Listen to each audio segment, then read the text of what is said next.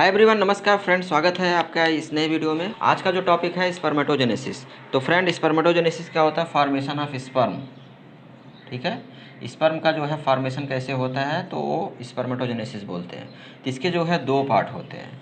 एक होता है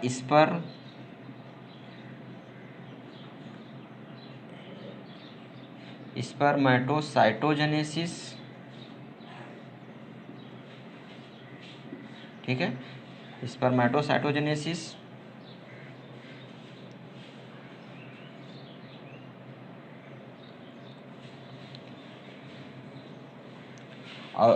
और दूसरा पॉइंट है स्पर्मियोजेनेसिस।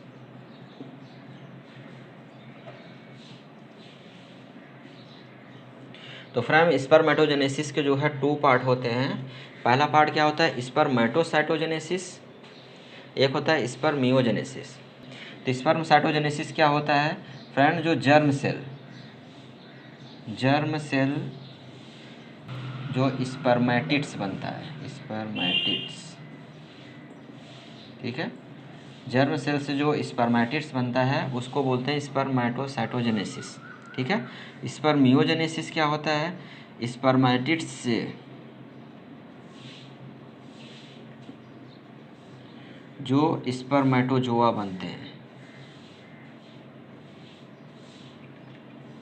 ठीक है, स्पर्मेटिड्स से जो स्पर्मेटोजोआ बनते हैं उसको स्पर्मियोजेनेसिस बोलते हैं।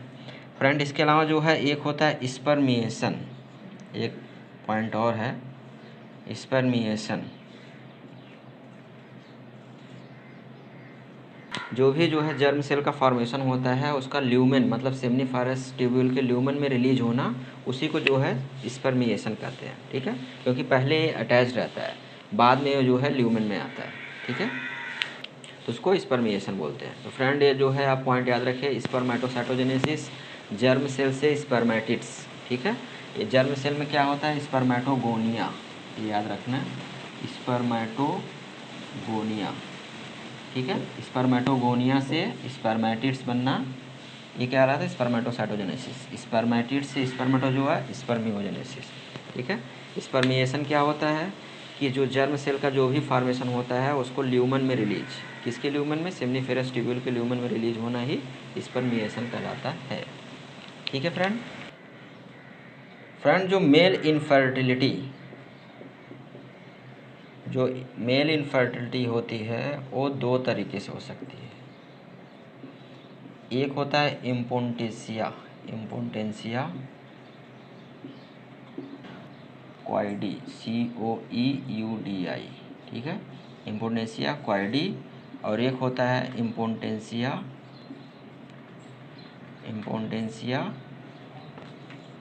जेनेरेंडी। ठीक है, तो फ्रेंड, जो इम्पोटेंसिया कॉर्डी होता है इसमें क्या होता है? कोई सेक्सुअल टाइप का डिजीज़ हो जाता है, उसकी वजह से जो होता है वो प्रॉब्लम होता है। कोई भी सेक्सुअल डिजीज, ठीक है, उसकी वजह से जो है ये प्रॉब्लम आता है। इम्पोटेंसिया जेनरेंडी में क्या होता है? इसमें जो है फर्टिलाइजेशन नहीं हो पाता है, फेल्योर ऑफ फर्टिलाइजेशन।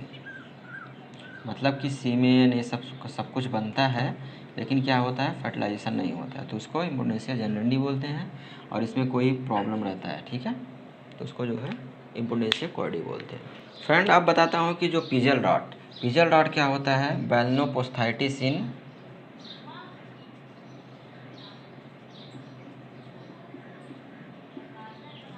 रैम। ठीक है, बैल्नोपोस्थाइटिस रैम में जो है अगर होता है तो उसको पिजल रॉट या सीथ रॉट भी बोलते हैं। ठीक है, ये पॉइंट आपको याद रखना है। पिजल रॉट या सीथ रॉट किसको बोलते हैं? बैल्नोपोस्थाइटिस इन रैम। अगला जो इम्पोर्टेंट जो है एक पॉइंट है वो है फैलोकैम्पेसिस। फैलोकैम्पेसिस क्या होता है? Deviation of penis. Deviation of penis को क्या बोलते हैं? फैलोकैम्पेसिस, डेविएशन ऑफ पेनिस। फ्रेंड, एक इम्पॉर्टेंट पॉइंट और बताता हूँ आपको। जो टेस्टिकुलर एक हाइपोट्रॉफी होता है, टेस्टिकुलर हाइपोट्रॉफी या हाइपोट्रॉफी। ठीक है, testicular hypotrophy and testicular hypoplasia.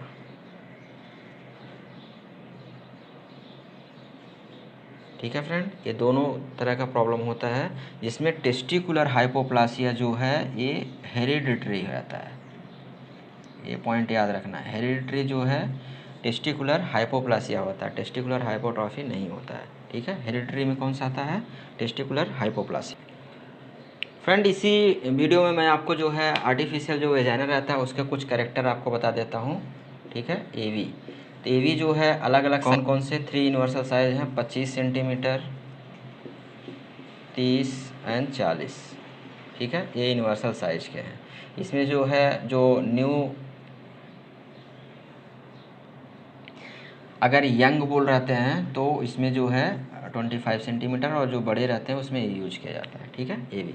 और दूसरा पॉइंट क्या रखना है, इनका जो है 45 टू 48 डिग्री सेल्सियस जो उसमें पानी भरते हैं, तो एवी का जो टेम्परेचर होना चाहिए 45 टू 48 डिग्री से, मतलब जो उसमें पानी भरते हैं तो जो है उसका टेम्परेचर इतना ज़्यादा होना चाहिए। ठीक है, ये पॉइंट याद रखना है। और यही जो है डॉग का केस रहता है, तो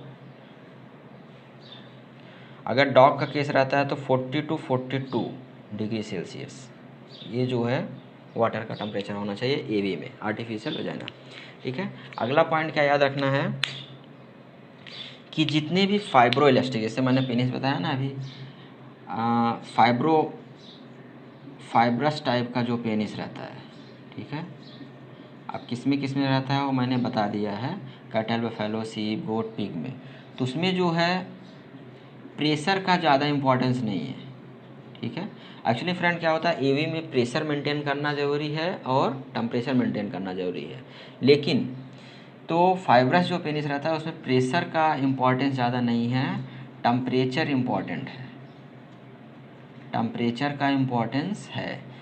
फ्रेंड, मैं आपकी जानकारी के लिए बता दूं, अगर 40 डिग्री सेल्सियस से कम टेम्परेचर रहा एवी का तो जो है इजैकुलेशन होता ही नहीं है। ठीक है, ये आपको याद रखना है। लेकिन जो इलास्टिक है, इलास्टिक जो पेनिस रहता है टाइप का, जैसे हुआ हॉर्स हुआ, डॉग हुआ, कैट हुआ, तो इन सब में जो है प्रेशर इम्पॉर्टेंट है। ठीक है, प्रेशर का इम्पोर्टेंस है और टेम्परेचर तो है ही। ठीक है फ्रेंड, तो ये सीमन जब आर्टिफिशियल कलेक्ट किया जाता है तो उसको जो है 37 डिग्री सेल्सियस टेम्परेचर पर रखा जाता है जब तक उसका टेस्ट नहीं होता है।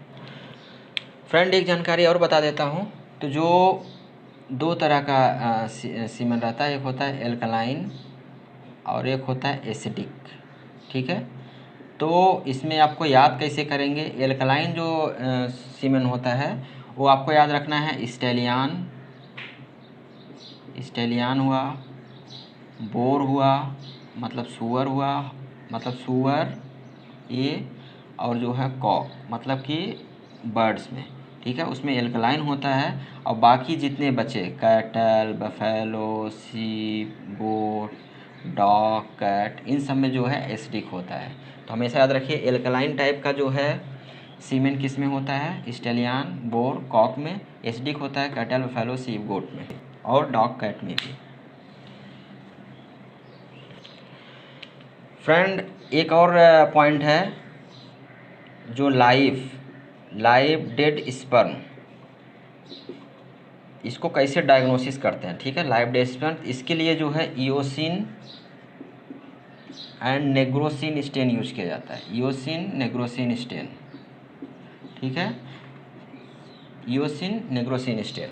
तो फ्रेंड, जैसे ही जो है इयोसिन नेग्रोसिन स्टेन यूज किया जाता है तो स्पर्म जो है अगर जो डेड रहता है, स्पर्म अगर डेड है तो ये जो है पिंक कलर का हो जाता है। ठीक है, ये किसकी वजह से, इयोसिन की वजह से, इयोसिन की वजह से पिंक होता है।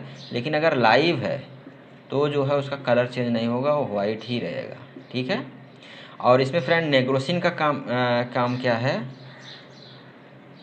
नेग्रोसिन का काम क्या होता है, सिर्फ जो है ये डार्क पर्पल बैकग्राउंड प्रोवाइड करता है, क्योंकि फ्रेंड अगर बैकग्राउंड रहेगा तभी आप अच्छे से कलर आइडेंटिफाई कर पाएंगे।